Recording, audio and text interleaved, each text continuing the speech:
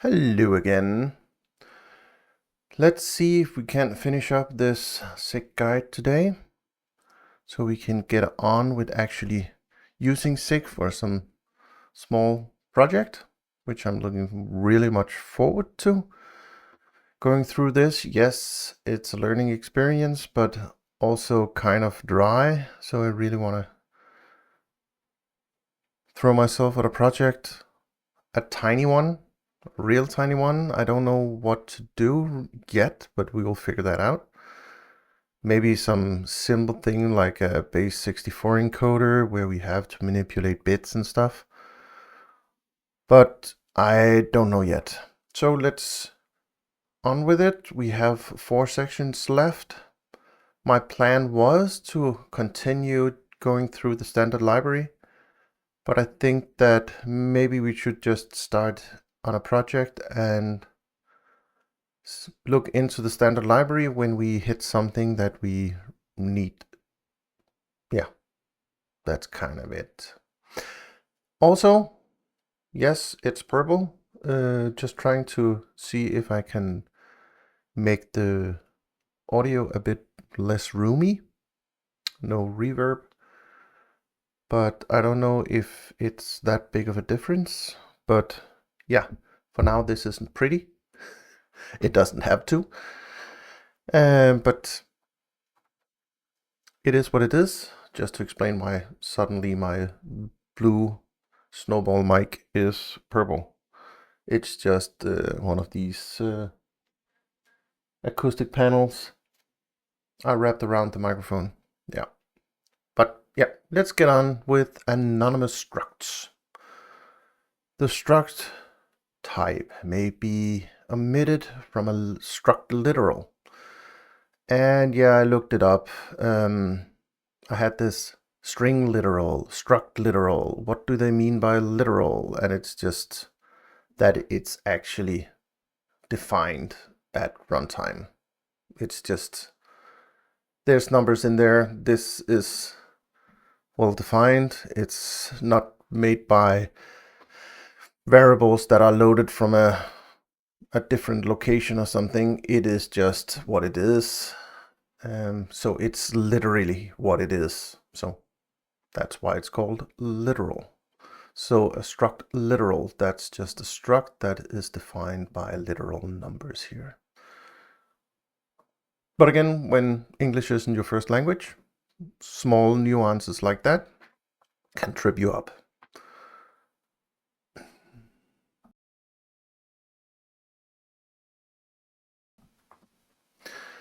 Anonymous structs may be completely anonymous, that is, without being coerced to another struct type.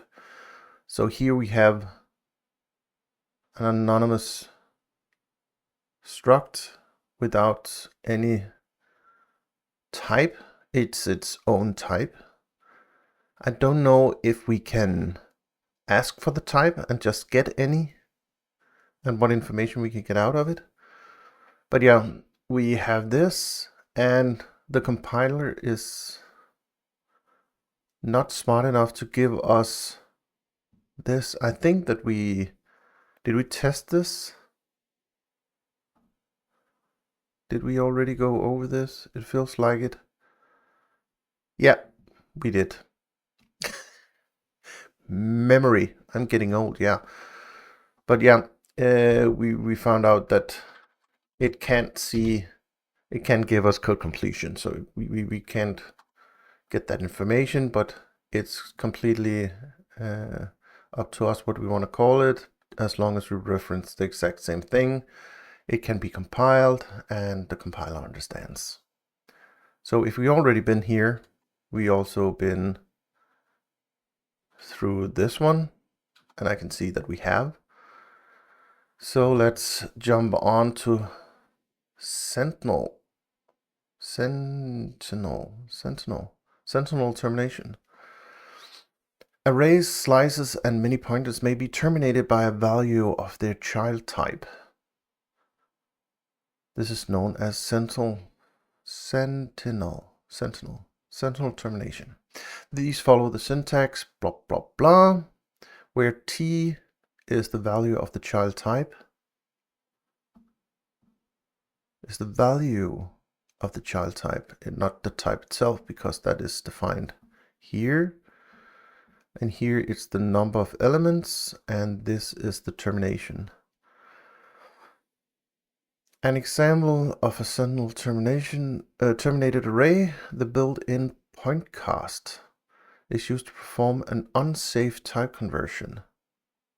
Yeah, I had a bit of issues again with the naming of stuff. I was kind of equating both cast and coerce. Apparently it's not the same. If you do a specific cast, then you ignore all the bits that doesn't fit, and they're just discarded. So when we do a cast, an int cast or point cast or whatever, we say we don't care about the extra bits. But if you do a coerce using as, it will give us an error if we don't, if the value can't fit in that data type. So there's a difference between cast and coerce. This shows us that the last element of the array is followed by a 0 byte. So we have a definition here where we say we want 3 elements. We want to finish it off by a 0.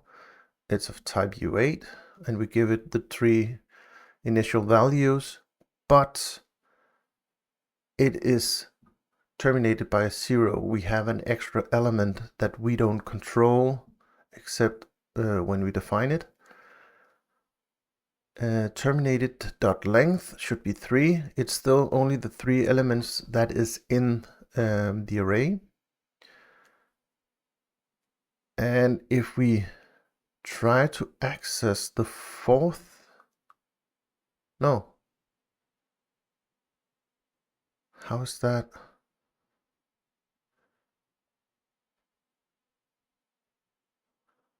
What a line.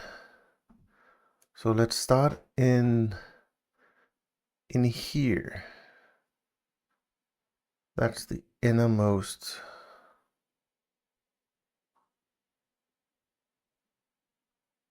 Right? Yeah. We do a point cast, so we cast it to a pointer to terminal.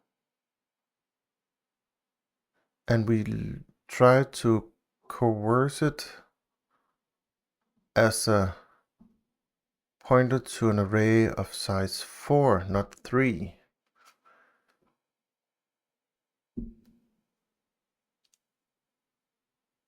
And then we try to access the element at location 3, 0, 1, 2, 3, and check if that's a 0.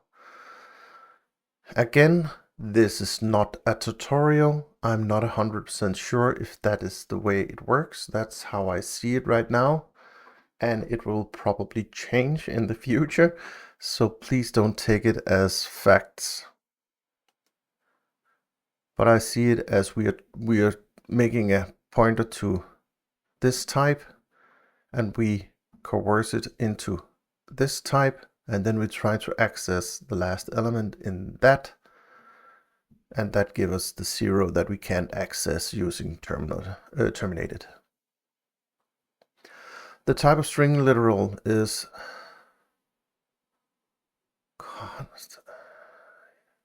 this type of string literals. Yeah, it's just an array of U8s with 0 termination, and it's a const. Strings are immutable then. When n is the length of the string. Here I'm again a little bit unsure if const means that you can't change the pointer or you can't change the content of what is pointed at. But yeah, that'll be clearer moving on. This allows string literals to coerce to Sentinel-terminated slices. Oh. So we can take... Oh, it can be converted one-to-one. Node string literals are UTF-8 encoded. And that is where I miss something, because to me a U8 is just 8 bytes, 8 bits. But a UTF-8 encoded one element can be multiple bytes long. So if I say I want room for 5 letters, how does it encode it in UTF-8? But so I'm not sure that this is actually just 8 bits.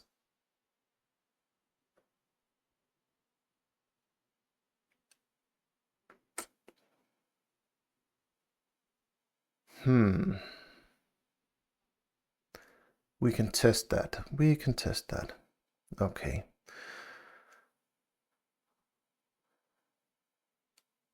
And a comparison to C strings, I don't know, because I don't know C strings. So the difference is non-existent or what? C string is of type this. And what do they mean by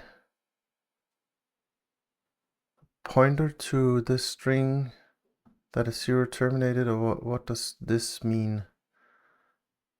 Did we have that before?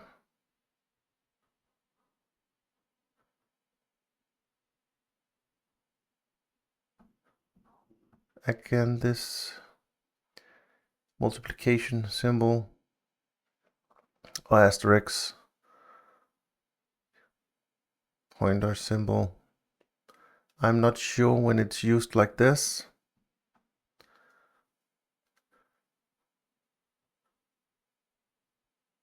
But we can set this equals to A, but we can't set this to A. Again, 5. I understand a 5. That's zero terminated, undefined.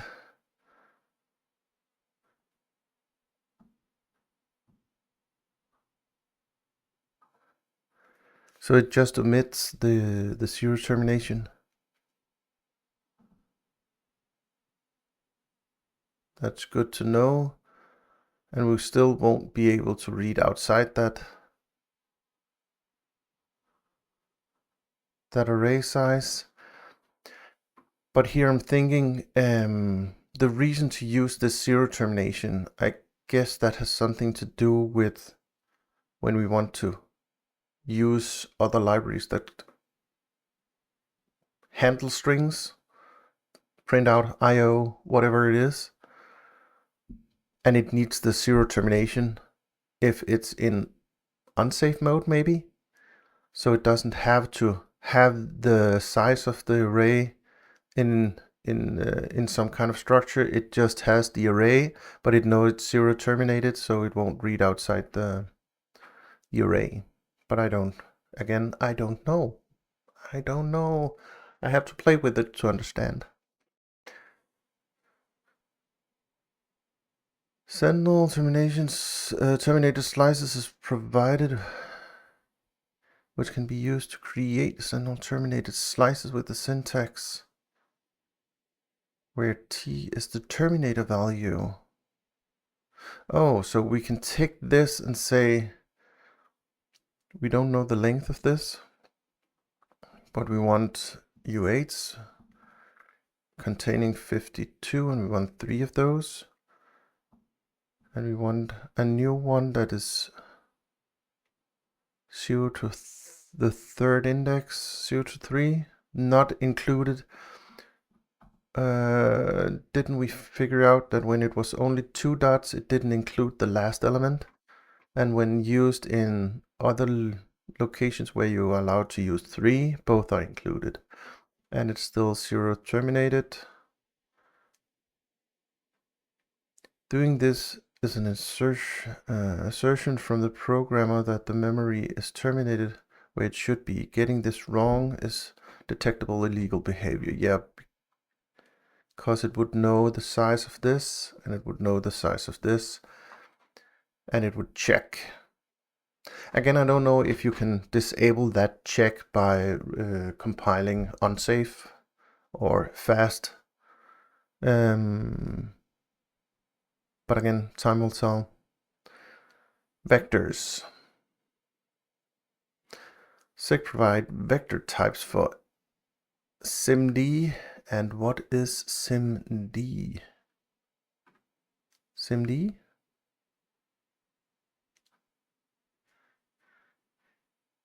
I don't think we hit upon that one before. What's SIMD? Single instruction, multiple data.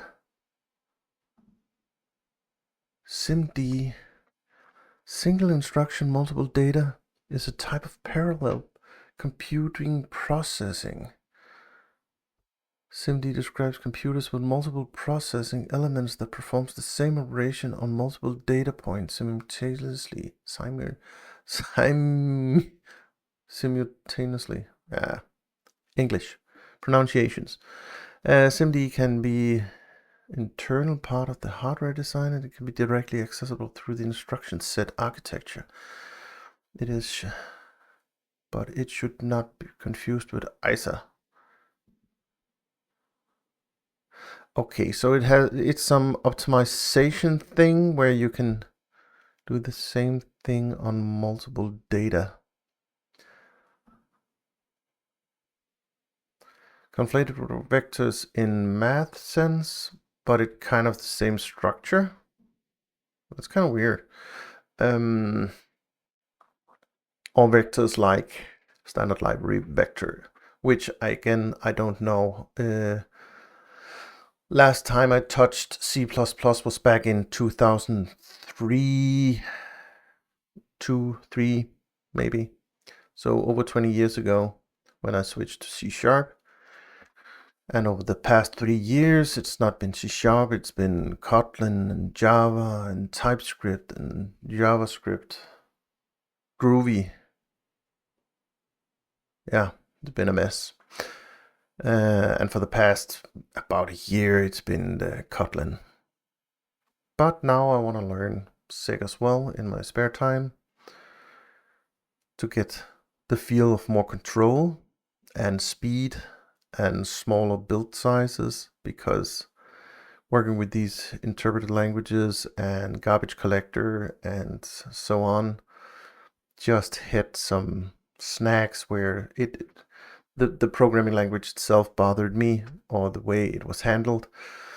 The garbage collector, for instance, I thought that I could just parallelize the code I had, but it turned out that I'm allocating and deallocating so much memory in all the different threads, and as I found out, apparently the garbage collector is blocking for all threads, and when you pound the memory as I did, after I think 3 or 4 threads, the program actually got slower adding more threads because the garbage collector just took up all the time, CPU time.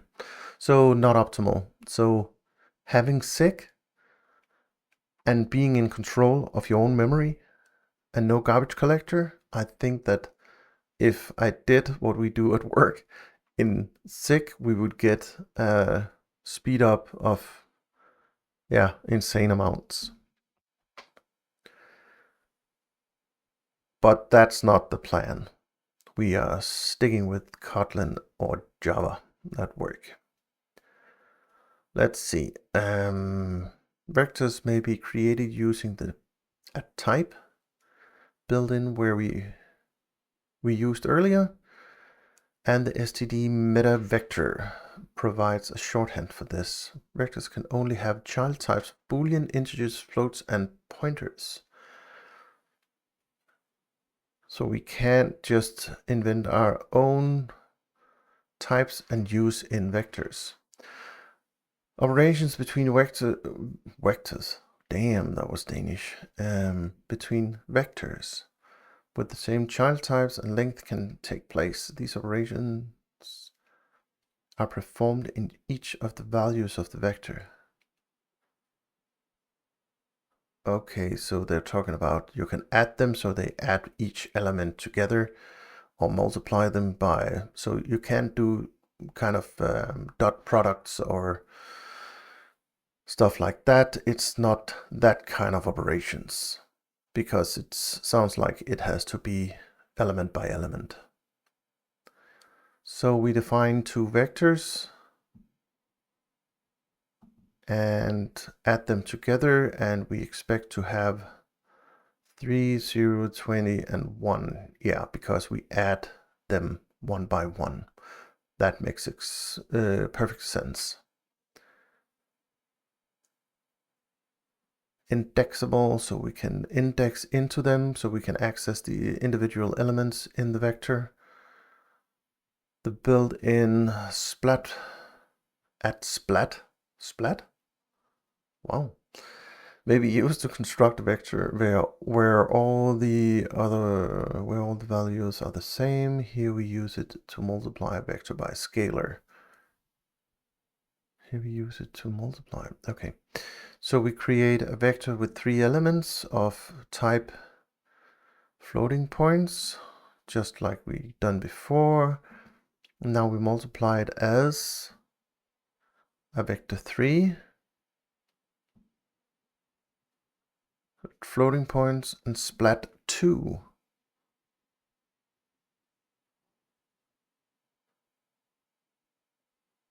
All the values are the same. So this will be 2, 2, 2.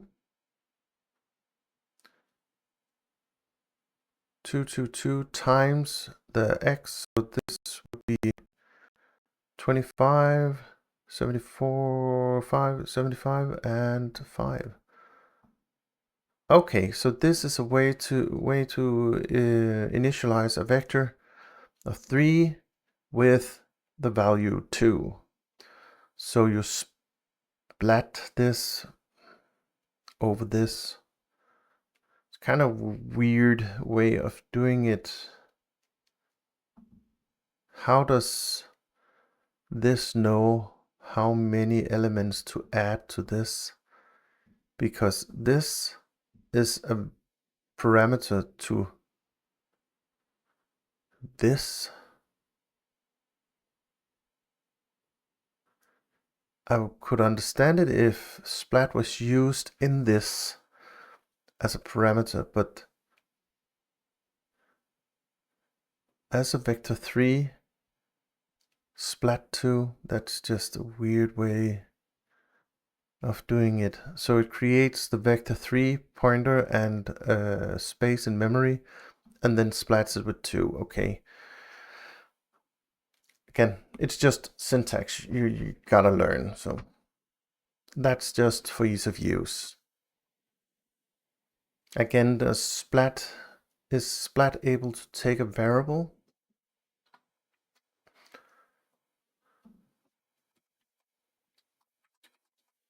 Let's see. Let's run this. Yes. Let's make a const sp value equal to 2.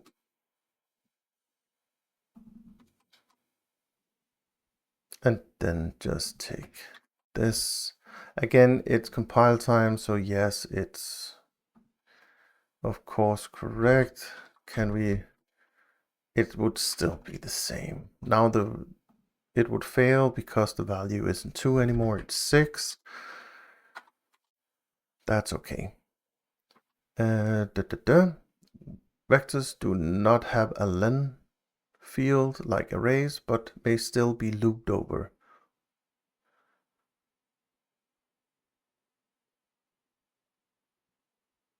Yeah. So you can index into it, but the length you have here is just hard-coded in here. That's kind of a weird statement. it could just be this, but you can still loop over it. Yeah, because we said down here, up here, that you can index into it. It said so here. Vectors are indexable, so of course we can index into it and loop over the elements as long as we know the declaration of it. Yeah. Vectors coerce to their respective arrays. So if we just take an array of it, so why would we use vectors? Just to be able to add them or multiply them? There must be some kind of limit to what we can do with them. No definitions for vector. I'm just curious what we can do with it. We can multiply. We can divide. Yes, that should fail.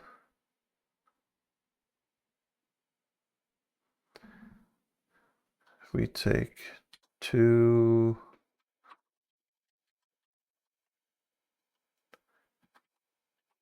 2, 2, 2, and we divide by 2, we should get 1, 1, 1. And we do. So we can multiply, divide, and if we take this, I think we should get, so we're trying to mod them all. Still works, so we can mod, add, subtract, multiply, divide. So we can do the normal math. Can we do? No, it has to be something that takes 2 elements, so not sine and so on. But okay, we can do the normal math. Imports. Let's see. The built-in function import takes in a file and give you a structure type based on that file. All declaration labeled as pub or public will end up in this structure type, ready to use. Import std is a special case in the compiler and give you access to the standard library. Other imports will take in a file path or a package name. More on packages in a later chapter. We will explore more of the standard library in later chapters. Allocators. And we are in the standard libraries. So we did it. It only took about 8.5, 9 hours to go through the language itself. There's a lot of new things and structures and syntax differences from what I'm used to. Also, the way programs are structured is going to be a completely different story.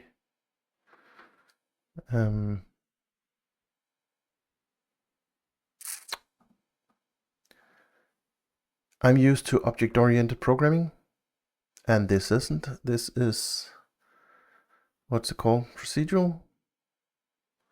One thing after another. And I have to get used to that you just have an entry point and that's it. I think I will probably misuse structs as kind of classes, but I don't think that's the idea behind SIG or C or other languages like that. It is to do it the way that it is created for. What is kibibytes? I came upon that before. Is that a typo? The kilobytes. Then it's just K, right? What is kibibytes?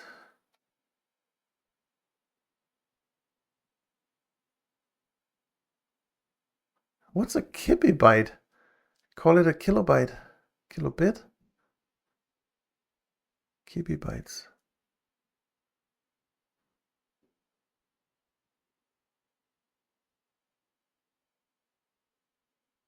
Kilobit.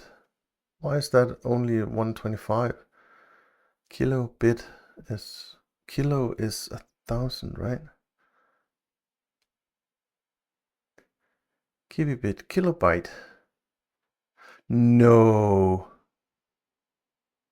Really? I never used kilobytes. 1,000. It's always been 1,024. Yes, in normal everyday language, when you say kilo, yeah, it's 1,000. But when you're talking about bytes, it's always been 1024. But now you're saying to me that gigabytes and kibibytes, gibi. When was that introduced? That is so weird.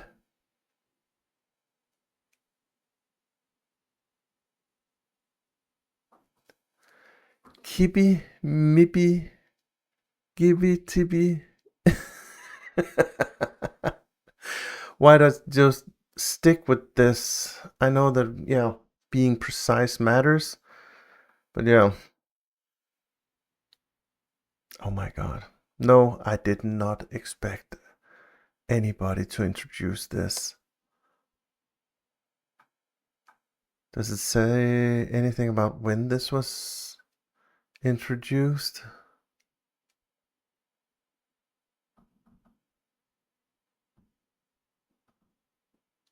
Prior to the 1999, some industries organizations such as noticed that common use of the term kilobyte and megabytes corresponding to symbols can be yeah, I'm mumbling here. For use of storage capacity measured. However, other computer industries such as continued using the same terms and symbols for decimal meaning. Since then, yeah, we had this where we thought that we were buying something with this many megabytes or gigabytes, and it turned out it wasn't, but they could write it because they were just using the old one. So yeah, I get the idea, but come on. Cool. I learned something today. Kibibytes. Okay. I'll just go over the allocators. I saw a YouTube video. I know I wanted to show every learning aspect of what how to learn SIG. I went over in a couple of years old allocator video by one of the guys that's actually working on them. And I think I kind of understand why we have allocators, because we can still use the old C malloc to allocate memory and just access it and use it. You are allowed to do that. But this is kind of an intermediate layer that kind of helps you allocate and deallocate memory and expand memory as needed if you need that kind of allocator. So there are these different kind of allocators. I can't remember how many. There's a fixed buffer allocator, an arena allocator, there's a general purpose allocator, and there's more. So there's a lot of different allocators. It's actually this video. Open a new tab. This one. I can highly recommend it.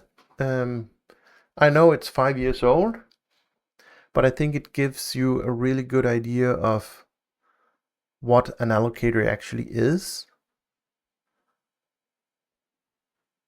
So it's not that the allocator is just obfuscating the allocation and deallocation. That it kind of does as well, but it helps you in how you use memory and how it's expanded and so on, so you don't have to think about that one. As I have done projects before, I don't think I will be using any of these, maybe the fixed one, but I'm not sure about the arena allocator and some of the others. I will use the general purpose allocator, as I like doing graphical stuff, and I really like having just the, for instance, if I want to create an image, allocate the memory to describe that image. So let's say, what was it called? Kibi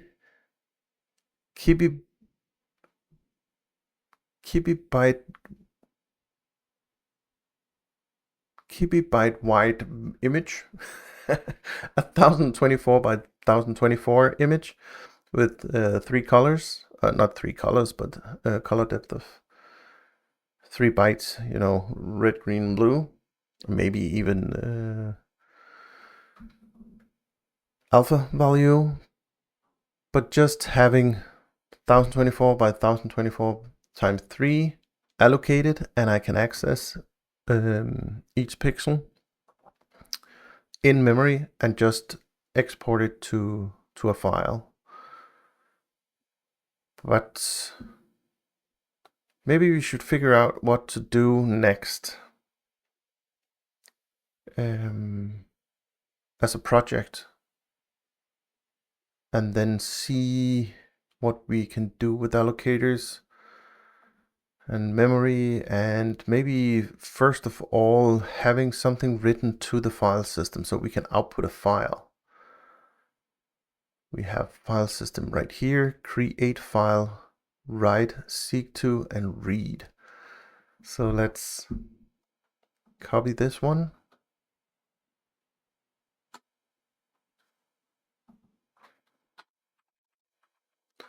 And I guess that this is going to be included as well, again and again and again.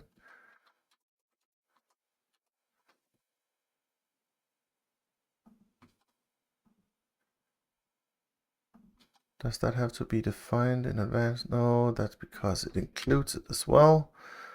STD is already imported. There's a new equal. We have a lot of equals. Gonna reuse this one.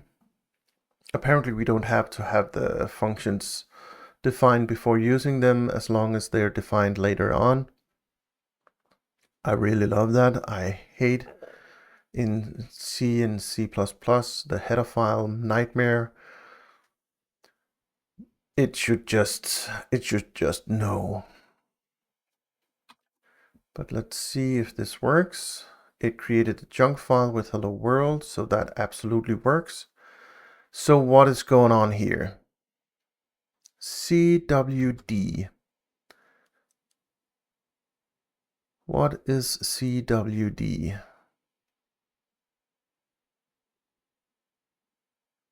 Create, write, D, maybe, I don't know. Maybe we can go to CWD, returns a handle to the current working directory. Current working directory.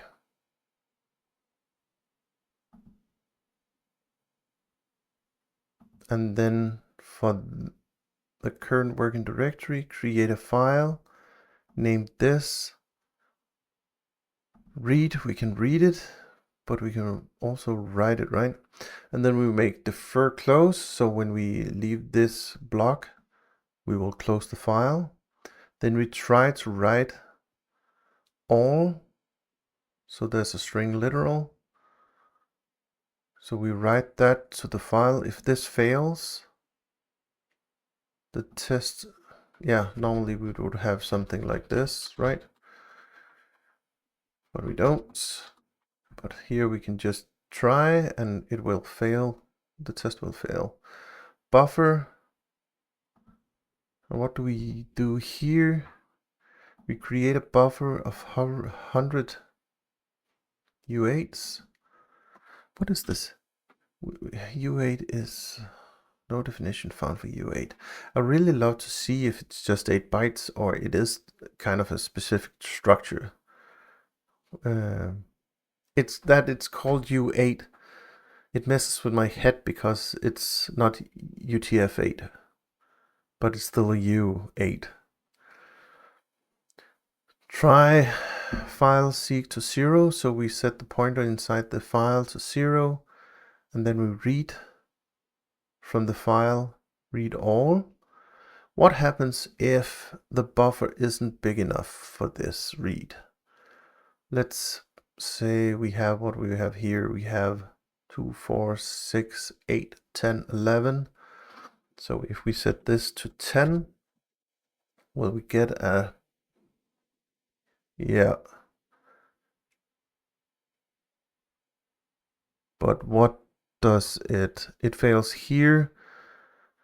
Does it give us any good information about what actually happened? Create file, write, create file, write to read, fail, yes.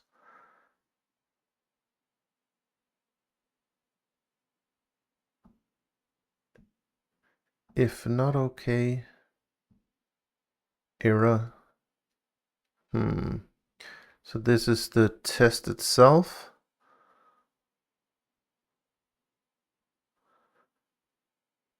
This is the code error. Try, accept.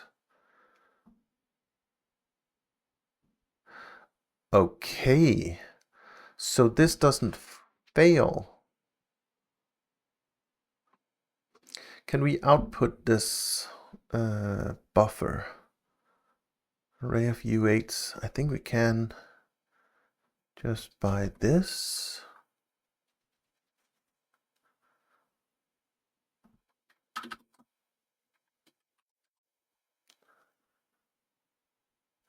It returns how many bytes were read. I just want to output the content of the buffer. Can I do that? Buffer. No, cannot format array without a specific. Oh, yeah. Was it S for string? Yeah, and this test fails. So if we just remove this one, bytes read.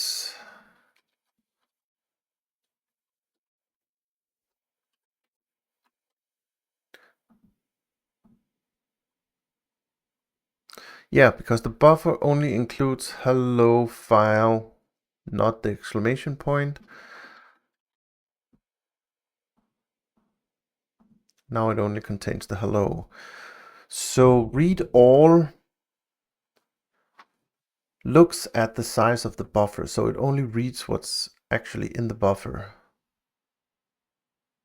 So we can do this. What if we then do try file seek by? What does that do? Offset relative to the current offset. That is exactly what I like to do. So I'm gonna offset it by how many bytes we read.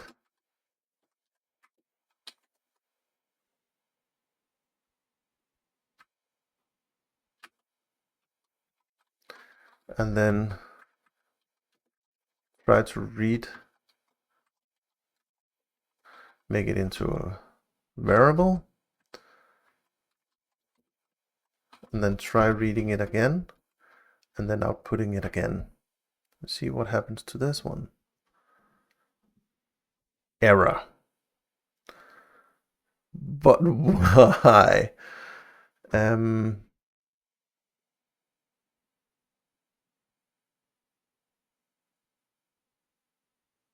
We try to read all, seek by. Just forgot to. Yeah, not this one. Ah, come on. At times, right? At times. I don't know what I'm doing. So we seek to 0. We seek, reread, reprint. And then we just do it one more time just to see the results. But now it still says something is wrong. Seek by bytes read. Oh, this one takes the offset in I64. So we need to read this as I64. So we're gonna coerce it as we're reading it as. It's a coercion, so we hopefully don't try to convert something that doesn't fit into this one. If not, we would use an ICAST.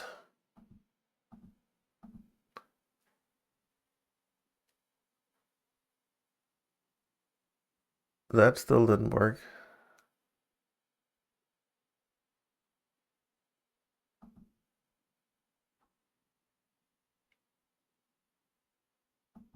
Bytes read is a U size, yes, but we're trying to convert it to this one, as this one wants an I64.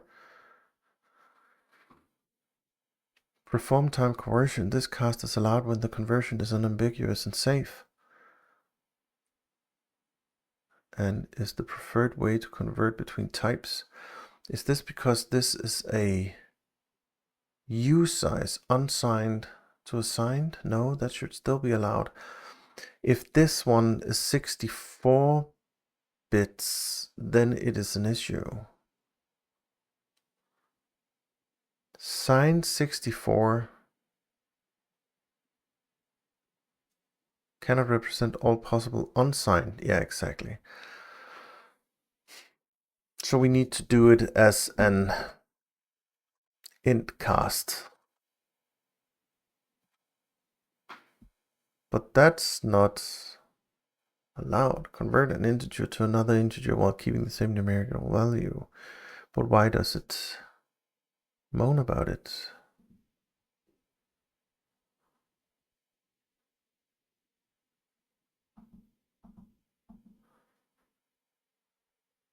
Expected 1 argument, found 2. What?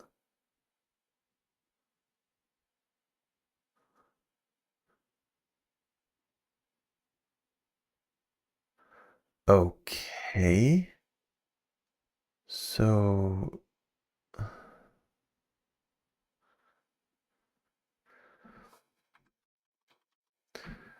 this, and then we need to do the as. See, that was actually one of the things that drove me away from SIG the last time, was exactly this, that I get these U sizes and needed to cast them to whatever was needed to do other stuff. And it was just casts of casts and coercions. And it just blew my mind why I just couldn't cast it directly to anything. So we were looking for this.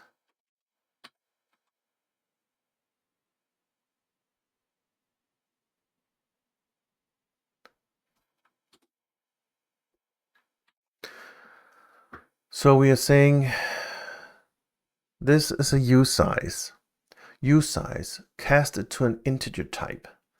This integer type I need to cast to an I64, And I'm not even sure this works because what integer is coming out of this? I don't know. But now it's allowed.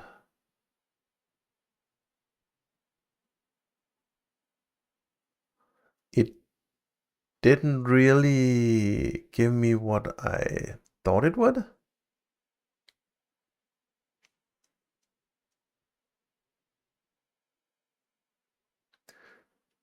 Bytes read.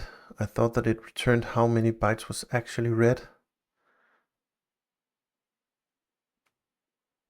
I thought this would be reading 5. Can we add bytes read equaling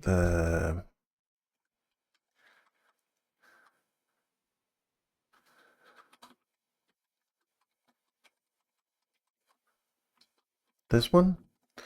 So I can see how many bytes were actually read. It read 5 at that point, and then it only read 1 for the second one. But why? First time we read the first 5, which makes sense. Then we seeked to location 5. Oh, no, we don't need to seek. When we read, it moves this.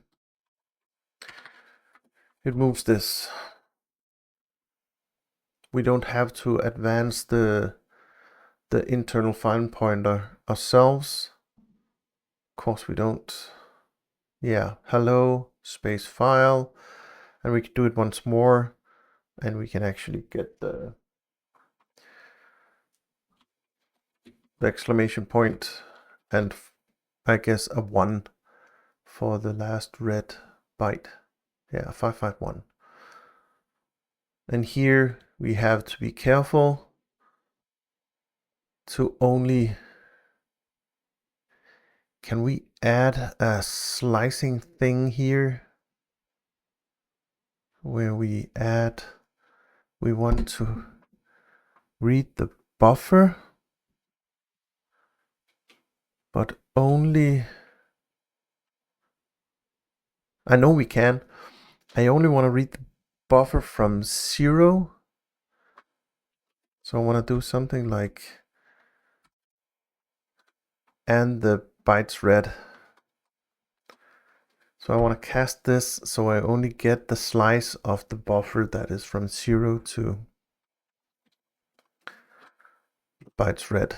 I know this isn't the right way to do it, but this is some kind of what I want to do.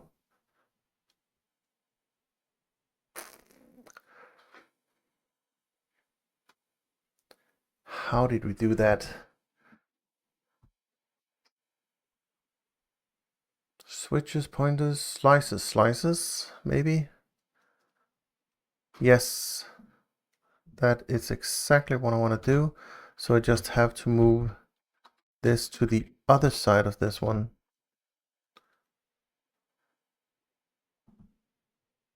Exactly. Very nice. I really like that.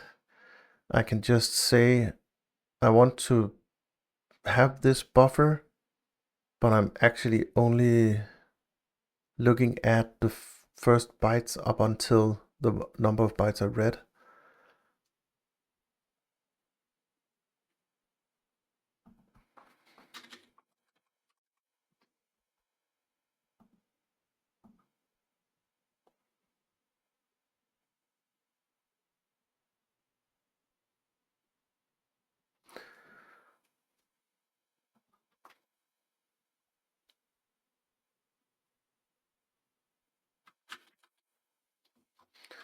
Can I do a while? Can you use try inside that? And then we can capture the bytes read here. And then we can do this, remove this. We can print out how much has been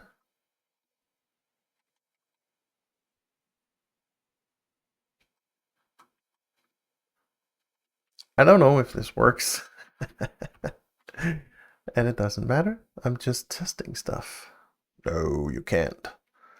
Why not? I can't use a try.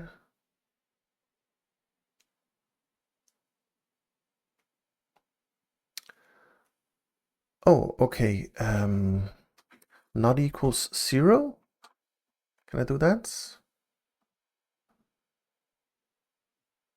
No. Optional type. Yeah, because of a try. But I can't remove the try, right? No. Oh, there was this else. Can I leave an empty else?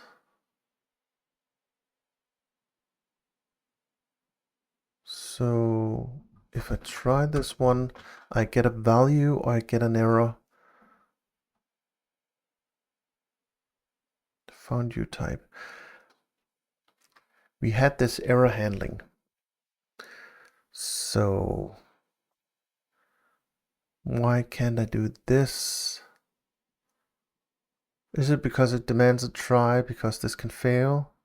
But as I understood, I could just add the else to handle the error. But maybe I'm not handling the error. I need to add something to this. We did go over loops, while loops, where we had this. No, I was not in there. Errors. Was it there in the while? No. Damn it.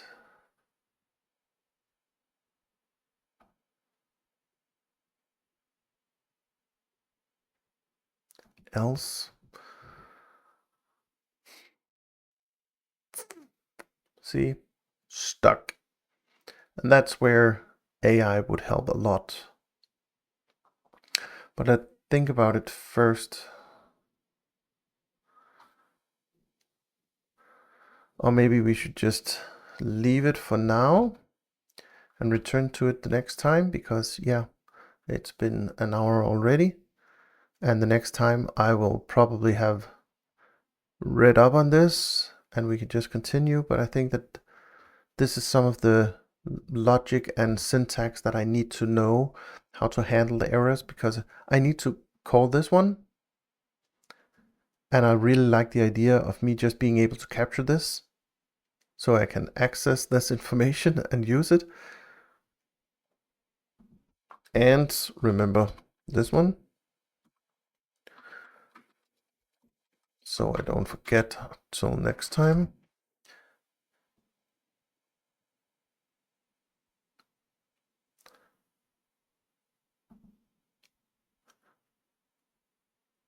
But I need to be able to capture this error that this potentially can give. Expected optional type found a usize, because this returns a usize. But if I remove the try, I now get the amount returned or an error. Yeah, expected optional type, but found the usize because now it returns the usize. So yeah, I'll look into that and we can look at it the next time. But for now, as always, this will be posted on YouTube and you can comment and help me learn if you want to, or you can just laugh at my ignorance. That's also okay. So until next time, have fun and enjoy programming.